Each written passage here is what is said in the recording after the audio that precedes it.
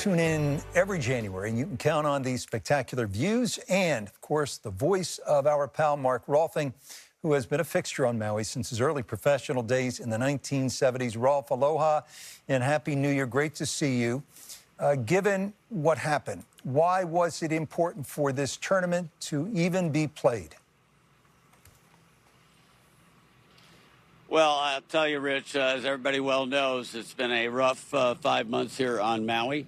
And I feel like it was so important to stage this tournament, one of the most important golf tournaments in the world, and to show the world that there is always hope, and particularly for the people of Maui and the people of this community, to be able to show that you could pull off a championship of this magnitude in 5 short months with limited resources, with housing issues like we have here, is just a remarkable performance. And I think more than anything, it's going to be an inspiration for everybody on this side of Maui in particular to show that there is always hope. And this is going to be a very, very important part of the recovery of this island. Beyond that beautiful spot where you're now standing, Rolf, what remain the biggest challenges for the people of Maui? Well, there's really 2 right now. There's some short-term challenges that we have, and then some long-term challenges. Housing is a very, very difficult issue for us. There was a housing challenge before the fires, and now we still have 6,000 displaced people that are staying in hotel rooms, families that are being shuffled from hotel to hotel in circumstances that are very difficult for families. They don't have kitchens, they don't have space. And so just the whole fact of where are people going to go in order to be able to survive and thrive again on this island, that's number 1. And number 2 right now in our minds is education. We had some wonderful schools in Lahaina that are no longer there.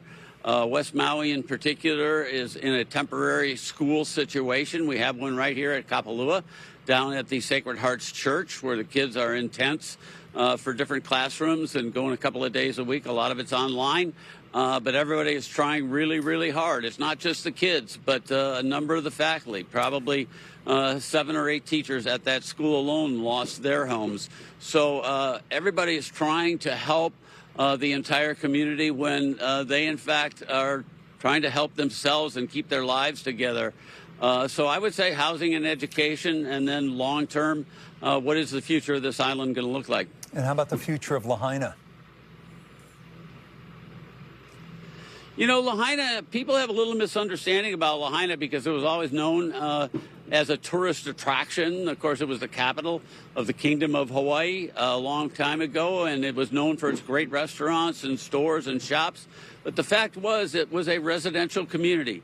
It was a working community. It was a community of people that didn't make a couple of $1 million a year. I think the average household income for the residents of Lahaina was less than $50,000. And they were the people that worked in this engine that we call tourism here on Maui. So now that Lahaina is not as we knew it, and now it's going to take a long time to rebuild, what's going to happen is the rest of West Maui, particularly areas like Kapalua, and places up here are going to have to take on a lot of that responsibility in terms of providing housing, schools, and things like that, because this is the only space. There's no space at Kaanapali. The space is all up here, and it's going to be a responsibility that I think everybody up here is taking real seriously. Rolf, talk in golf has been heavy on the business side of late. You know that. It's a chance for players to demonstrate their humanity and compassion. What are you seeing from the players so far this week?